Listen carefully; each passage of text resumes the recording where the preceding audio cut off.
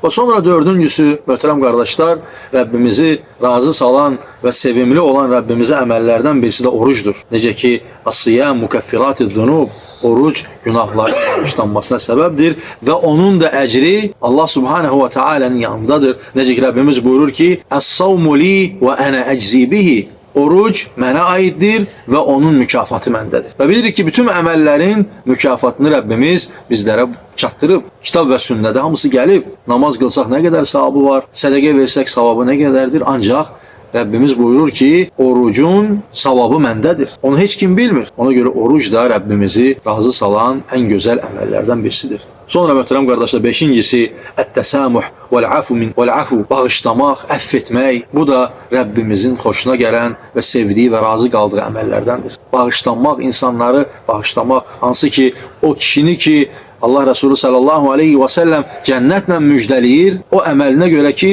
hər gecə yatmamışdan öncə bütün insanları bağışlayardı. Və bağışlamaq da cənnətə girməyimizə səbəbdir və həmçinin də Allah Subhanahu və Taala'nın razılığını qazanmaq üçün olan ən gözəl əməllərdən birisidir. Sonra möhtərəm qardaşlar, altıncısı həc ibadəti.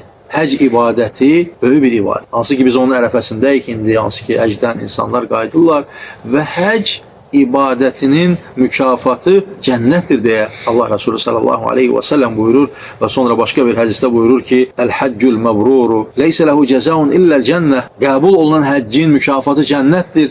Və həcdən qayıdan insanın misalı Allah Resulü buyurur ki, "Kəyevmi vələdəthu ummu." Anasından doğulmuş körpə kimidir. Təmiz olar, saf olar, günahlardan bağışlanmış olar. Və həcc etmək də Allah'a razı salan gözəl əməllərdən birisidir.